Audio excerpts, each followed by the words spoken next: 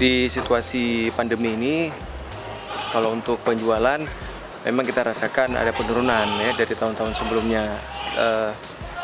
Namun demikian, alhamdulillah sejauh ini sudah mendekati Lebaran, permintaan itu sudah mulai meningkat.